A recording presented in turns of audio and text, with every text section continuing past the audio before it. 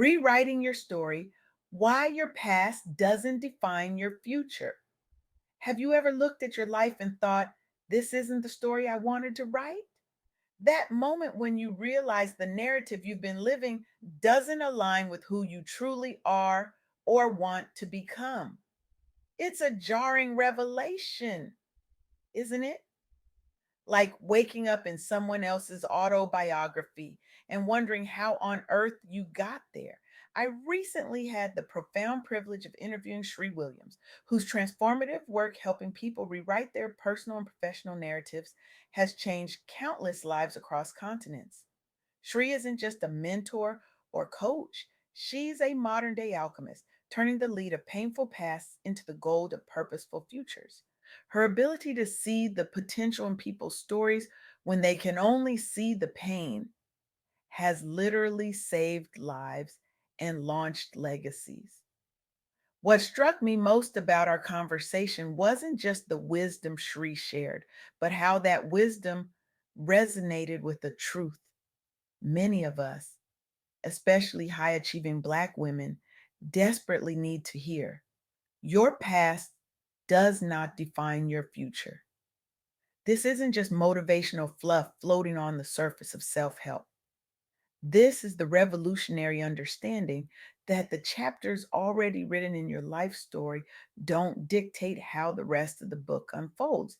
They inform it, yes. They add depth and texture, absolutely. But dictate it only if you hand over the pen. Let me be crystal clear about something. When I say your past doesn't define your future, I'm not suggesting you pretend your history didn't happen. Quite the opposite. The power comes from acknowledging every difficult chapter, every heartbreak, setback, and struggle, while refusing to let those chapters determine your ending. As Shree Williams so eloquently put it during our interview, authenticity isn't just about showing your scars, it's about showing how those scars taught you to heal differently. Think about that for a moment. Your wounds aren't just wounds, they're wisdom waiting to be recognized. They're differentiation in a world obsessed with sameness. Many of us, particularly as Black women, have been conditioned to view our backgrounds as limitations rather than launch pads. We've internalized narratives about what's possible based on where we started, what family we were born into, what neighborhood shaped us, what trauma we've endured. But what if, and this is the question that changed everything for me during my conversation with Shree, what if your background is actually your greatest competitive advantage? Let me share a story that illustrates this perfectly. Shree Deshmukh, founder of Idea Warehouse, moved from Mumbai to the UK with nothing but entrepreneurial ambition and a suitcase full of uncertainty. He faced every obstacle imaginable: cultural barriers, limited networks, visa complications, and the persistent skepticism that follows immigrant founders like an unwelcome shadow. But here's where it gets interesting. Instead of downplaying his outsider status, Shree leaned into it. He transformed his immigrant journey into his unique value proposition. He understood the challenges other international entrepreneurs faced because he lived them. He navigated the labyrinth of UK regulations and startup hurdles, not despite being an outsider, but because of it. The result? Idea Warehouse became renowned for its holistic approach to helping other immigrant entrepreneurs, securing major investments, and reducing costs for over 100 clients. Shree didn't succeed by escaping his past, he succeeded by embracing it. This isn't an isolated example. It's a pattern I've observed in countless success stories shared by Shree Williams. Consider Shamath Palihapitiya, who immigrated from Sri Lanka to Canada during Civil War upheaval. Growing up with economic hardship, working fast food jobs at 14 to help support his family, while his father struggled with alcoholism and unemployment. These weren't just difficult circumstances, they were the very experiences that forged his resilience. Kamath didn't hide these chapters of his story. He spoke about them openly, authentically. He used the hunger born from scarcity to fuel his drive at Facebook, where he became an early executive and later when founding Social Capital, a venture fund that has invested billions in tech ventures challenging the status quo. From Burger King worker to NBA team owner and global venture capital leader, his origin story wasn't his limitation, it was his differentiation. Now, I know what some of you might be thinking. That's nice for them, but my past is different. My challenges are different. And you're absolutely right. Your story is uniquely yours, but the principle remains universal. What happened to you can become what happens for you if you choose to reframe it that way. This isn't toxic positivity. I'm not suggesting you slap a smiley face on trauma or hardship. I'm suggesting something far more nuanced and powerful: strategic reframing. As Shree Williams emphasized in our interview, strategic action transforms obstacles into opportunities. This isn't about positive thinking, it's about purposeful thinking. Let me illustrate this with one more example that Shree shared. Lala Sri Ram, an Indian industrialist, started working under family guidance but was thrust into leadership after sudden losses shifted responsibility onto him at Delhi Cloth and General Mills. During World War I, when many would have played it safe due to fear tied to past instability, he used profits from military contracts strategically, not only growing the company, but increasing personal ownership stakes through smart reinvestment. What's fascinating about Lala's story isn't just his business acumen, it's that he inherited both assets and anxieties, but chose transparency over pretense regarding mistakes made along the way.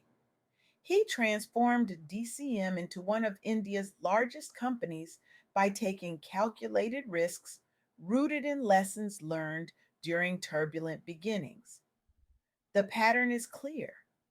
Those who achieve extraordinary things aren't those with perfect pasts. They're those who refuse to let their past dictate their futures. But here's where many of us get stuck. We understand this intellectually, but emotionally, that's a different story. We carry our histories like heavy backpacks. The weight so familiar, we forget we have the option to set them down. This is especially true for those of us who've spent years in survival mode. We've led teams, raised families, held down households, carried communities on our backs. We've been so busy being strong that we've forgotten how to be soft with ourselves, with our stories, with our scars. As Shree Williams pointed out, this is where community becomes crucial. Building community and seeking guidance accelerates growth. When you surround yourself with mentors and supportive networks, especially those who understand the nuances of being Black professionals or entrepreneurs, you gain perspective on your story that you simply cannot achieve alone. These communities help us see our past through new eyes. They challenge the narratives we've internalized. They remind us that what we perceive as our greatest weaknesses often house our greatest strengths. Being a PK, a preacher's kid, might have come with unique pressures and expectations, but it also likely gave you insight into leadership, community building, and public speaking that others spent years trying to develop. Growing up with financial instability might have been painful, but it probably taught you resourcefulness, creativity, and resilience that no business school could ever instill. Navigating predominantly white institutions as a Black woman might have been exhausting, but it likely honed your code switching abilities, your emotional intelligence, and your capacity to thrive in challenging environments. Your past isn't just what happened to you, it's what prepared you. But, and this is crucial, reframing your past isn't something you do once and it's done. It's an ongoing practice, a daily choice to see your history not as a sentence, but as a starting point. So here's my challenge to you today. Look at the chapter of your story that you've been most ashamed of, most afraid of, most convinced it has limited you. That relationship that broke you, that failure that haunts you, that childhood wound that still aches, that identity you've hidden. Now ask yourself, what did this experience teach me that nothing else could? What strength did it forge in me? What insight did it give me? What empathy did it build in me? And then ask the most important question: how might this very experience, this chapter I've been trying to erase, actually be the foundation for my unique contribution to the world? Because the truth is, we don't need more people with perfect stories. We need more people with purposeful scars. We need more leaders who have fallen and gotten back up. We need more voices that speak not from theory, but from lived experience. Your past has given you a perspective that no one else has. And that perspective isn't just valuable, it's vital. In a world drowning in sameness, your difference is your gift. So take that chapter you've been hiding, that story you've been ashamed of, that past you've been running from, and instead of burying it, build with it. Instead of hiding it, highlight it. Instead of seeing it as your limitation, recognize it as your launch pad, because your future isn't written in the ink of your past. It's written in the choices you make today, tomorrow, and every day after that. And those choices are yours. Your past doesn't define your future unless you hand it the pen.